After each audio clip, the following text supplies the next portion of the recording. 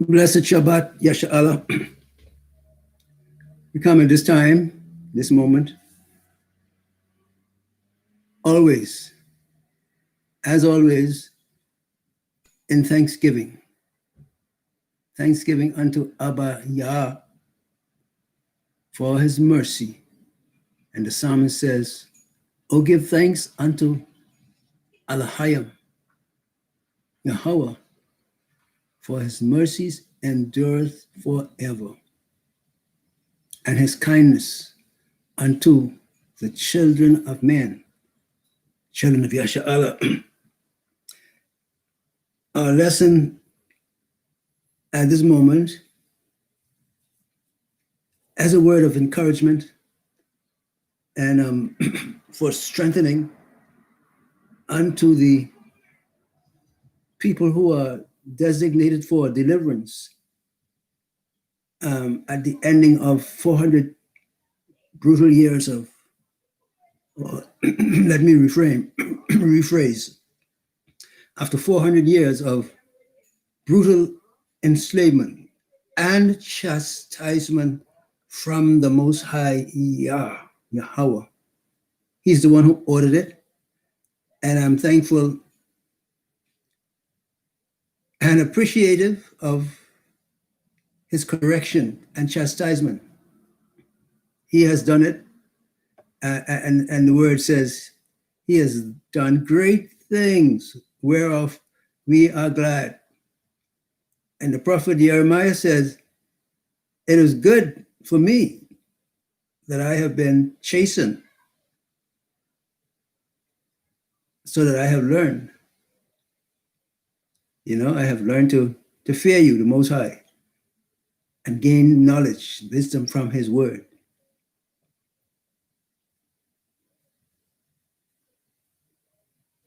Yes, sir. So our lesson today is what we're going to be capitalizing on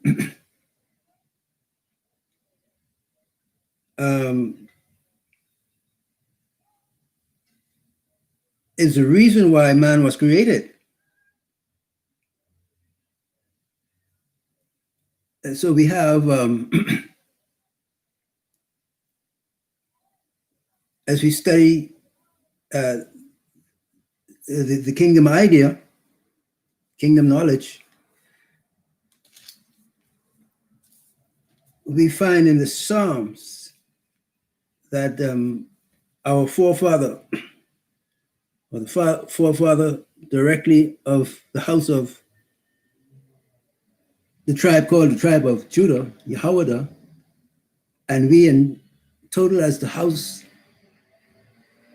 of Yehoiada, Judah, fall under the direct rule of King David. And of course, it was Solomon next, and the line of kings in Yehoiada, in Judah, until finally the house was broken up and went into captivity, 70 AD, by the slaughter of Esau, Titus, and Vespasian, and scattered, according to Luke 21, to the four corners of the earth. The house of Yehoiada was scattered over all the earth. And now the spirit, Ruach of Abba Yah, Yahweh, has undertake yet one time again to gather the house, the dry bones of Ezekiel chapter 37, gathering in the dry bones,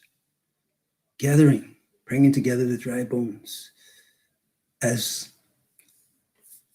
a force to be recognized in the earth, whereof the nations of the earth are angry. Well, let's look in the scriptures and see. we want to see in correlation to the subject why the Most High created man. So we go to 1 Corinthians 6. 1 Corinthians chapter 6,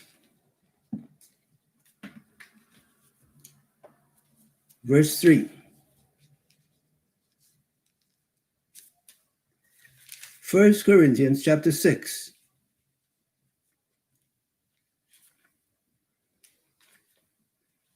And verse 3.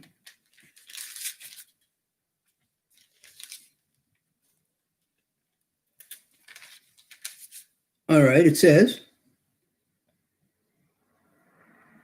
know ye not that ye shall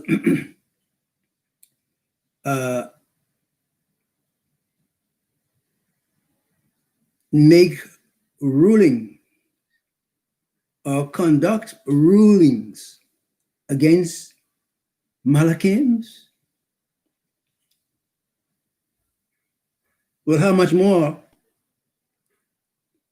things that pertain to this life?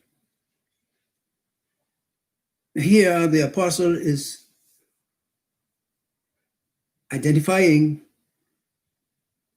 one of the, at least one, and it might be the primary reason that the Most High created humanity, created man. In a word, it appears to be that he had made us and brought us forth as a nation that would assist him in securing the righteous ruling that would bring forth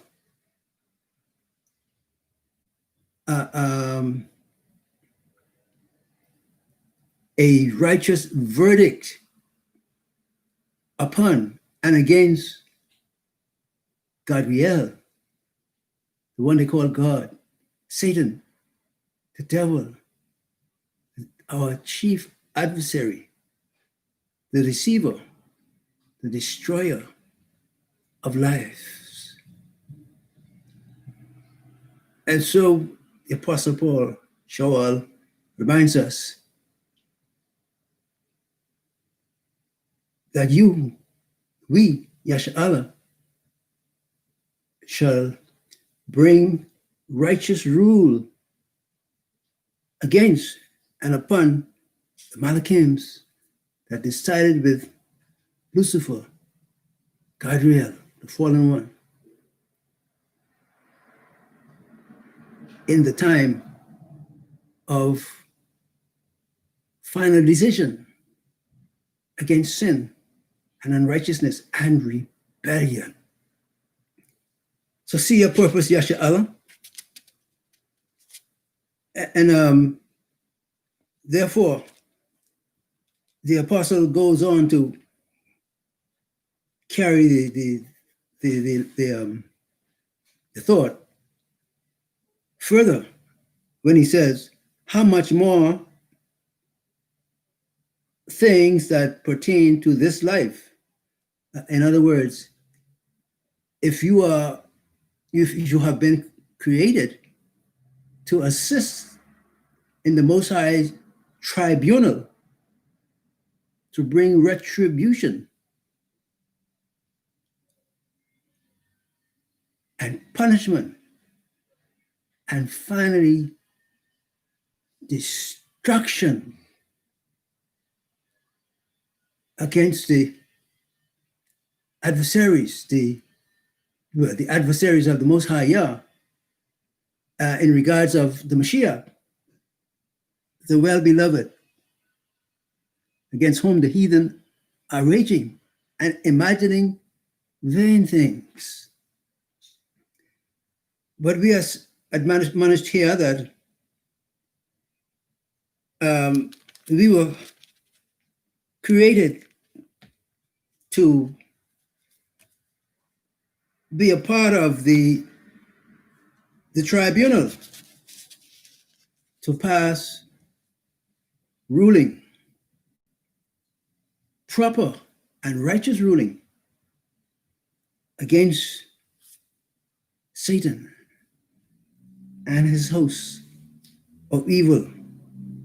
And so this is considered by the Apostle Joel to be, I should say, a primary matter that should assist us in bringing our focus towards our reason for being. And one of the attributes, good attributes, that has been the design of the Most High Yahweh to bring forth out of us, or to help us, assist us in realizing the responsibility that is ours, that has been committed to us by the fact of having been created by the Most High Yahweh in the beginning of our human experience. He brought us forth to assist him in the setup of the tribunal to bring righteous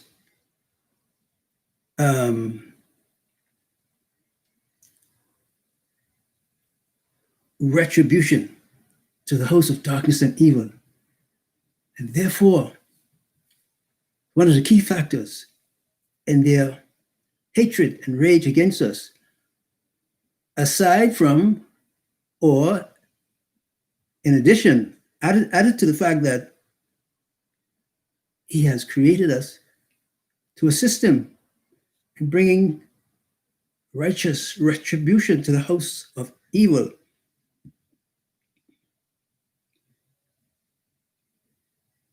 Because of sin coming in the midst, we have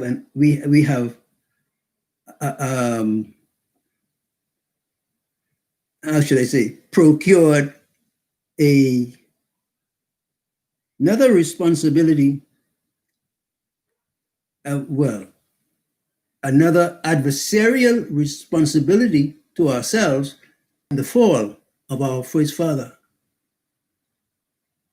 our first mother and father. Because of sin coming in the midst, we have the responsibility, added to the fact that we have been created for the esteem of the Most High, and to assist him in the tribunal of bringing retribution against the kingdom of darkness. We have to battle with this broken life that we have sustained by the fall of our first parents. Consider, Yasha Allah,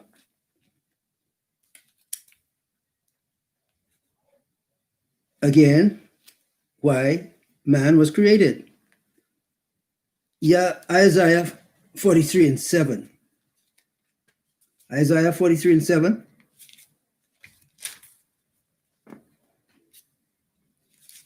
Isaiah chapter 43, verse 7 says, everyone that is called by my name. In other words, or rather, let me go to verse 5. Fear not, for I am with thee. I will bring thy seed from the east and gather thee from the west. I will say to the north, give up, and to the south, everyone that is called by my name, for I have created him For my esteem, I have formed him, yea, I have made him. And so, by the honor of the esteem of the Most High, we have been granted the high honor and privilege of first having been created for the Most High, by the Most High, to, as the Psalm says again, to show forth his praise, to esteem him, and to exalt, do like the Malachims do around the throne. Hallelujah! For the Most High, Yahweh, reigns. We have to shout and sing and declare the praise of him who now, in respect of the fall, has endeavored to bring about restitution or reinstatement of us, man, into the original position as a people of kingdom, where he made us to be kings and priests in the order under the Mashiach.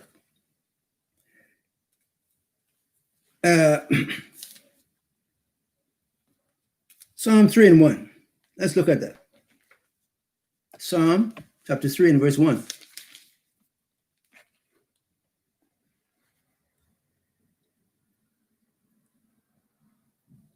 Alahayim, Yahweh, how are they increased that trouble me? Many are they that rise up against me. Many there be which say of my being, there is no help for him in Alahayim. And I want to lead you into taking the view that is being presented by the sweet psalmist of Yasha'Allah, our forefather David, expressing from the heart of the Most High and of the Mashiach the weight of the responsibility placed upon him by the Most High, Abba Yah, to be the sin bearer, to take away the sin of the world of Yasha'Allah. And so in his distress, we find him saying in another area, I think it's in Isaiah chapter 53. No, pardon me, a well-known scripture. I think it is, yes, in Isaiah 60, I believe it's 63, that says in his address to Edom, the rhetorical Psalms puts forth the question, who is this that cometh from Edom? This that is esteemed in his apparel, that travels in the greatness of his strength. Here is speaking of the Mashiach as he is seen, envisaged as the undaunted warrior of the kingdom of the Most High. The principal one ordained by the Most High Yah as a son over his own house, Mashiach. He's speaking in Isaiah 60, I think it's 63, I think it is, when the question is asked, who is this that's coming from Edom? This is a picture of the Mashiach in a victorious stride, in a stride that bespeaks an intentional wrath in his coming forth and in his going forth as a consuming fire against the house of Edom. Because we are told further here in Isaiah that the seed of Edom became spoiled. And so, with all the ruckus that Edom has created in the earth, after he threw away the birthright, and now realizing that he couldn't get it back, he's created havoc in the earth under Satan, under Satan's guidance, leadership. But the psalmist here expresses the view of how troubled the Mashiach was in his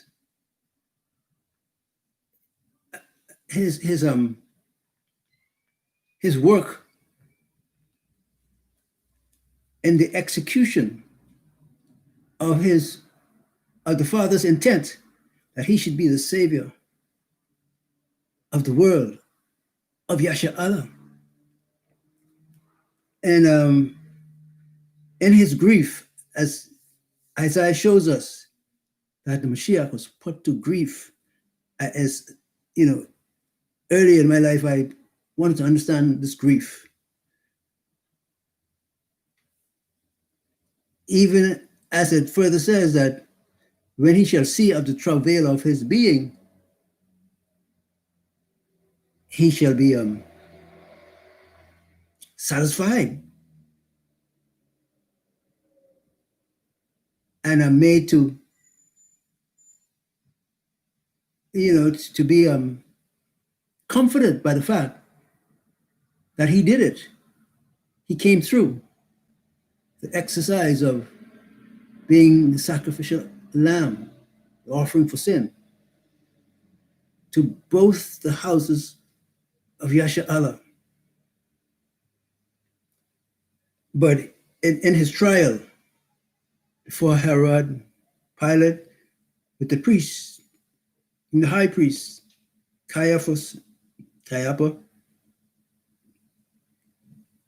and as the English scriptures would say, the Jews who basically were in the hierarchy, the Maccabean children, fathers of the now today's Levites, the Haitians, the Mashiach, he tells us further in the books of Matthew, Luke, Mark, and Yohanan,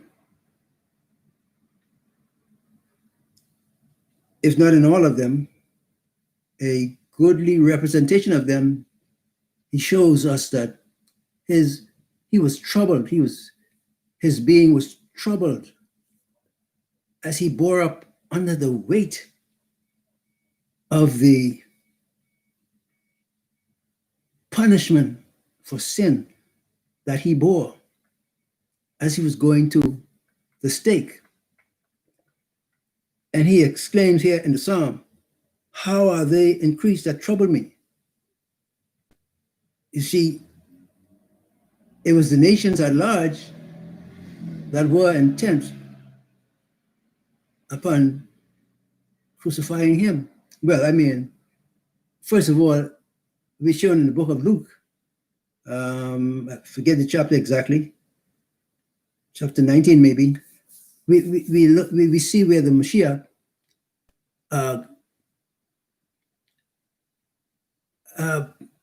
makes a declaration against the men, the people of Yasha'Allah themselves, who did not want him, the Mashiach, to rule over them.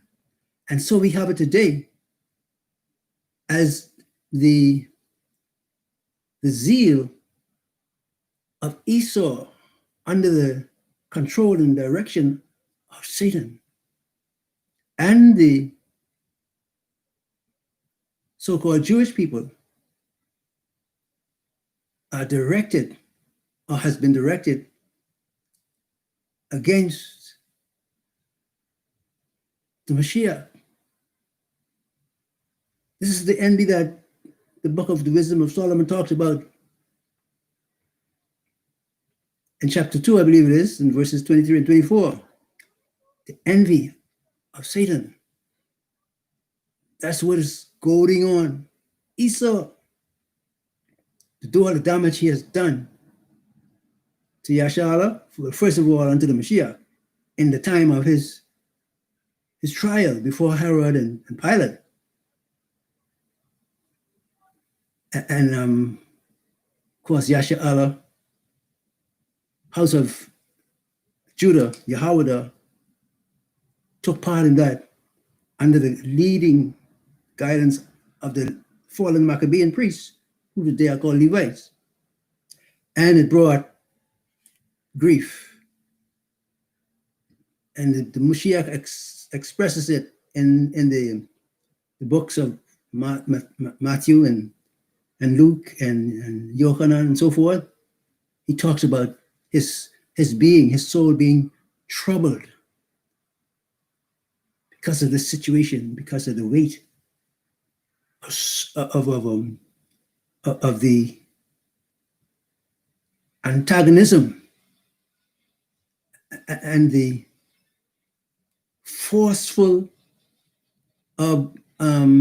opposition that was being experienced by him in contention with the powers of darkness and evil, Satan, and all the fallen ones, using all the witchcraft they had. Yeah, all the witchcraft. I mean, the Maccabeans, with the privy to the knowledge of the wicked stars that our forefathers were submitting themselves to. You know those stars, the pentagram that has the seal of Solomon connected with it, and Molech, the same 6-point star that you see the Jews sporting on their banners. These are the things that the Most High was angry with us about, for submitting ourselves to them unto the powers of darkness and evil. And so the Mashiach, being come to the point, the high point of his ministry, as he is faced with the height of contention with the powers of darkness, something that we, I think for the most part, have not really, or had not really put our attention to looking into the matter and to get a real understanding of how grievous it was for him in his day. And so the Mashiach himself is lamenting through the king, David, how are they increased that trouble me? You had his own people, Maccabean Levites, with Esau and all the others that were confederate against Yasharahla, the nation, but they coming against the Mashiach as the one who undertook to transact out the business of restoring man, Yasharahla, to their position of chief representative of the kingdom. Mashiach said that he came to bring. And of course, you remember when he came, and he touched down. He made the declaration: the kingdom of Al-Hayam is come. The kingdom is here in your presence. But now he got to get to share the kingdom with the people that he came to redeem, that once having redeemed them, the love of the Ruach would be shed abroad in our hearts, and we would get understanding of the kingdom order and the principles whereby it is governed to the Torah. And the psalmist here in this chapter speaks of the weight of contention that he, as king of the nation, under the Most High, had to go through, had to experience in all the battles and contentions with the nations. He said, many are they that rise up against me, as same as those who rose up against the Mashiach. Many are they which say of my being, there is no help for him in the Most High. You remember how the chief priests and the people that they gathered together with them, and the soldiers of Pilate and Herod, the Edomites. You remember how they mocked him, and one of the people said, "Stand back. Let's see if Al-Hayim will help him." When the Mashiach started to cry out for help, my Al-Hayim, why have you forsaken me? Why hast thou forsaken me? And so the people, they stood by the devils. So let's wait and see if the Most High going to help him. Mashiach was crying from the weight and the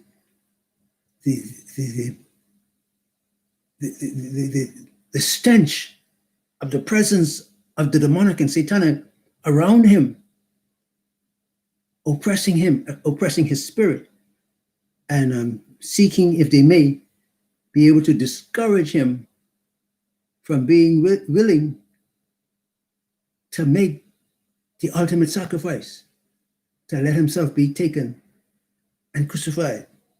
And the psalmist gets a view of that when they said there's no hope for him in the Most High. They actually said that at the time of the crucifixion. Go back and read it. There's no help for him in the Most High. Let's stand back and see what the Most High going to do for him. But thou, O Yahweh, art my shield for me, my esteem, and the lifter up of my head. I cried unto the Most High with my voice, and he heard me out of his set apart hill. And I laid me down and slept. Afterwards, I woke up. I awake, for the Most High Yahweh sustained me. So we see a picture of the Mashiach in his trial and in his face off with the obvious march to crucifixion under the hand of Esau, the Romans.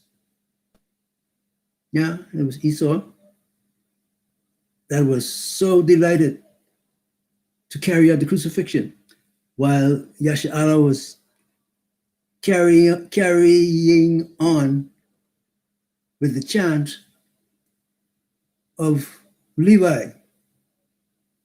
Let him be crucified. We have no king but Caesar.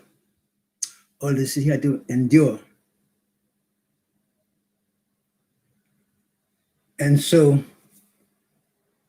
the psalmist here portrays the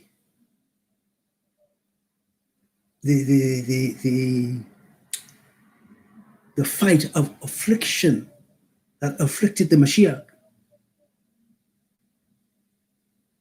In his decision, before he submitted himself totally by the words, Father,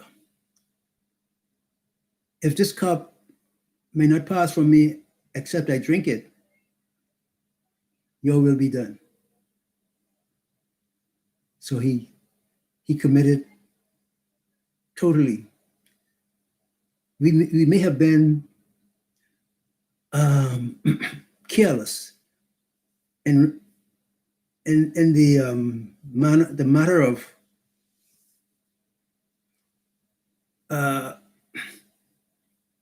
deciding on whether or not the Mashiach was who he was or is who he is. But we have a portrayal of the situation and the fulfilling of prophecies concerning Yasha'Allah. How Yasha'Allah was belittled and dragged about by Esau and the nations, all together against the plan of the Most High and against the Mashiach himself and the chosen, his chosen, Yasha'Allah, 12 tribes. So as we going down this road, Yasha'Allah, this high road towards freedom from 400 years of brutal captivity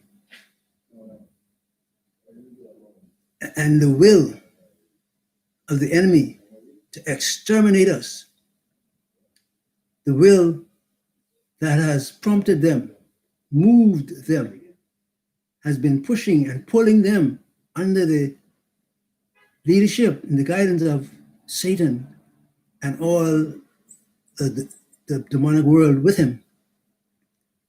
They've been moved to bring forth the COVID-19 disease that they thought that they would have been able to control in dispersing it in the midst of us, the children of the house of Yehuda and Ephraim, because we are intermixed, you know. And matter of fact, the lockdown that's been happening in our midst, wherever Yasha'Allah dwelt, was a plan that was hatched long ago, that has been decided on long before the day that spelled the end of the enslavement of the 400 years.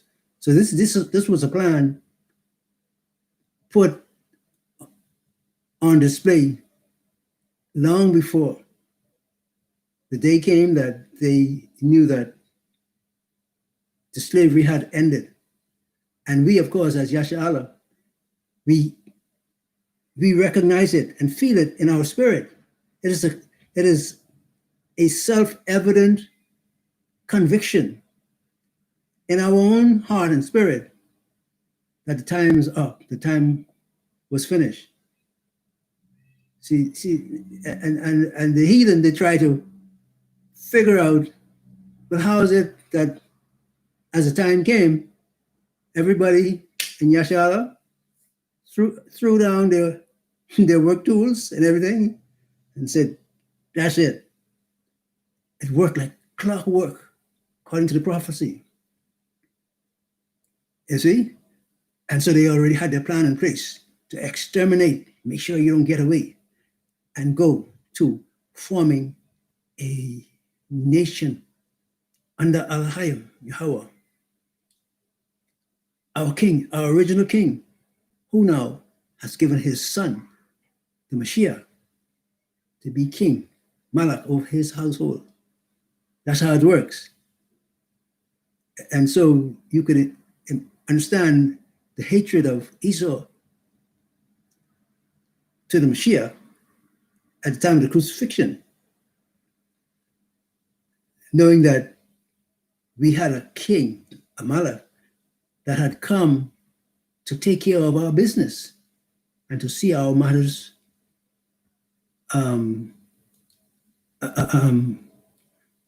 recognized and attended to. Satan couldn't stand that. Him and his boys, the whole host of evil. So they were moving the people to do what the psalmist here shows about them. And so the psalmist fully further maintains that in verse 5,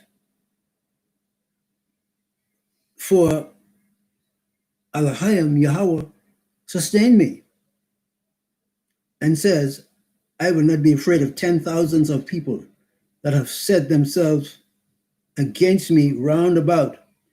Arise, O Abba, Elohim, save me, O my Elohim.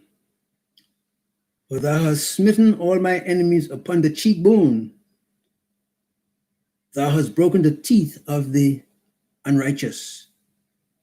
Salvation belongeth unto Elohim, thy blessing upon thy people. So the psalmist foreshadows, as we see also in Psalm 22, when he exclaims, my Elohim, why hast thou forsaken me? So the prophet David was looking right down through history in the Ruach and seeing the situation of the Mashiach and his sacrificial offering portrayed before him and being foretold. So again, we see the reason that man was created. One of the chief reasons was to assist the Most High in bringing a perfect understanding of who the fallen ones were, who they are actually, and what has been their mission against the beloved of the Most High, the Mashiach, through the existence of the 12 tribes. It is seen. Psalm 101:97 says, well, let's take from verse 96. I have seen an end of all perfection. Your command is exceedingly broad. Oh, how love I thy law, thy Torah. It is my study all day long. Your commands make me wiser than my enemies. So you see why it has been the all-out effort of Gabriel, Satan, and all his followers to fight against the Torah and to fight against our freedom to execute the righteous order of the Torah. That's why the Mashiach is in the set-apart place and interceding on our behalf because of the trials and the pressures we have to undergo in the kingdom of the heathen who are under the rule and authority of Satan. So he's in the most set-apart place, interceding on our behalf to the Father, that the Father be merciful to us in our trials and in our situation of inability to obey the Torah as freely as we need to, as we would like. This is what it's all about, Yasha Allah. Okay, so we see then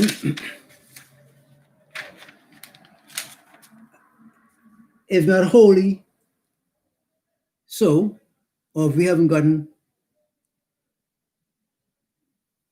a utterly comprehensive understanding of our reason for being here, our purpose, our kingdom purpose, as Brother Dr. Miles would say, our kingdom purpose, and as I am now saying, our kingdom purpose is to assist the Most High in bringing retribution on the house of evil and darkness and wickedness and betrayal of the beloved Hamashiach.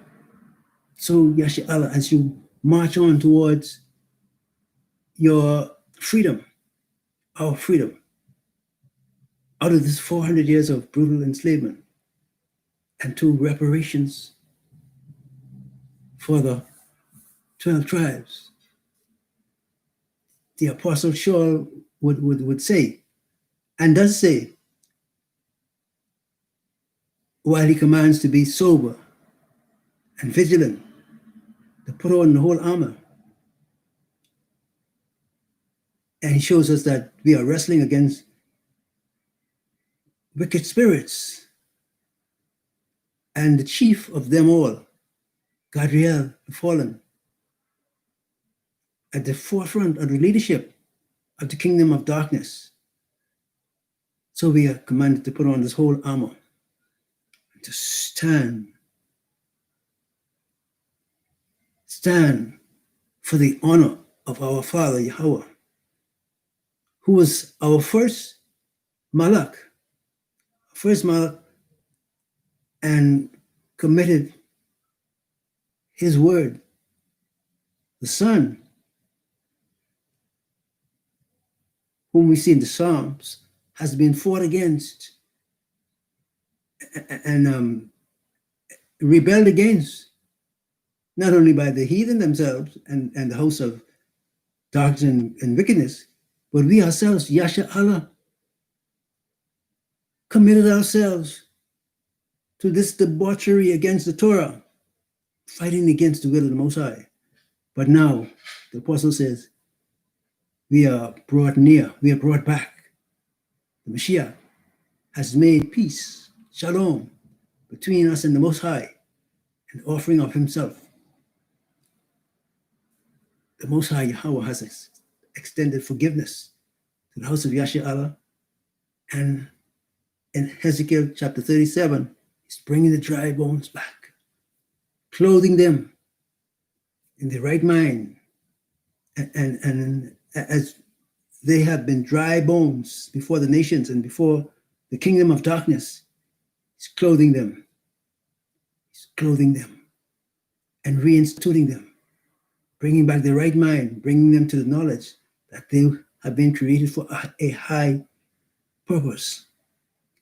The Apostle Shaul calls it a high calling, to give honor and esteem unto the Most High. What has been fought against by the kingdom of darkness is this privilege that has been initially granted unto us to give praise unto the Most High and to esteem him in the earth. This is our place of residence, our place of kingdom privilege and honor, to be superintendents over the earth and our King, Mashiach. I mean, if our father Adam had not, because of love to his wife, let go of the kingdom, we could try to imagine how it might have been, in our forward momentum of rulership and kingship over the earth. But of course, our failure has led us to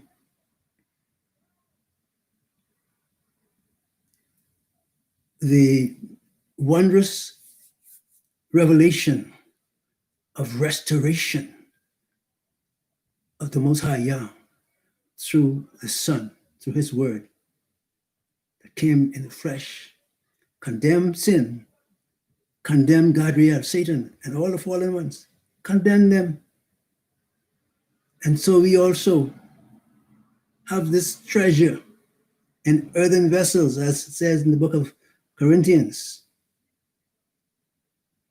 the indwelling of the set apart Ruach, treasure, eternal treasure, who guides and governs and sustains us in our warfare, in our battle against the forces of evil and darkness, who leads us unto victory, who leads us to overcoming the contrivances and power of these emblems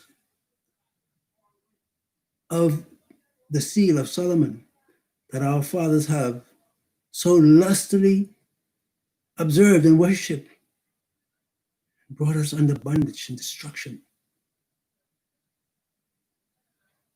Molech, 6-pointed Jewish stars that so many of our senior brothers have adhered to.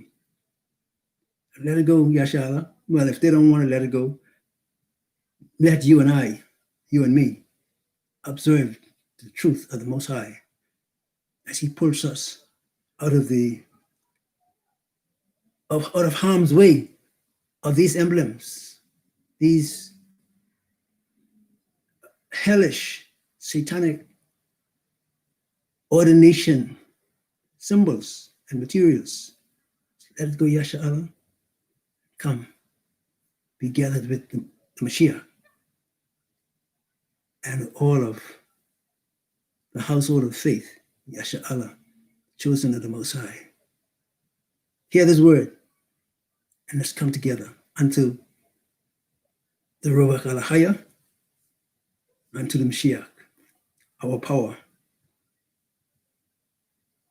who shall bring our restoration and retribution for what we have suffered under the hands of Esau and the nations.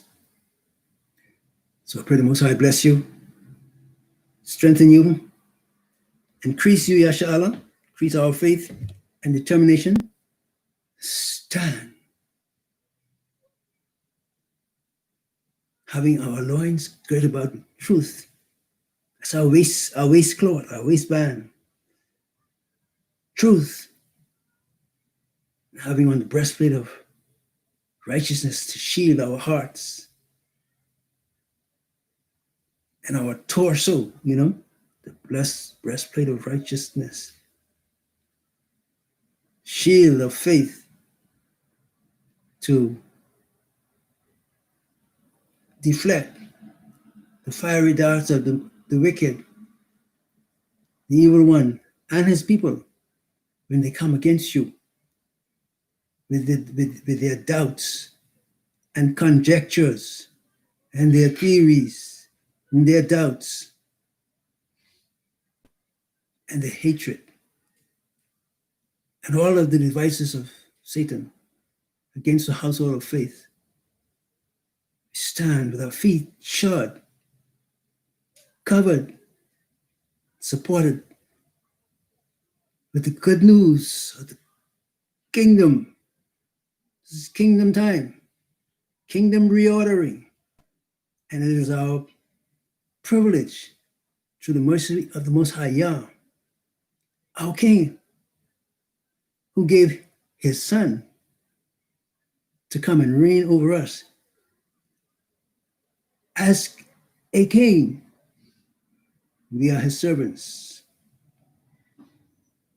His subjects, and His friends, and made kings and priests, or priests and kings, according to His ordering, Yashala, What a high privilege.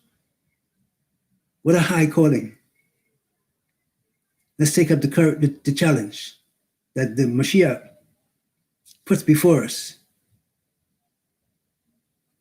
to desire to walk in his footsteps, to keep the faith and meet the challenge and the challengers, Satan and all his hosts. No giving up, no turning back. In the name of the Most High Yah, Mashiach, in the seal of the Ruach. The Most High bless you, Yashala, and keep you. It's my prayer that he cause his face to shine upon you, upon me, upon us. Give us peace and shalom. So let it be.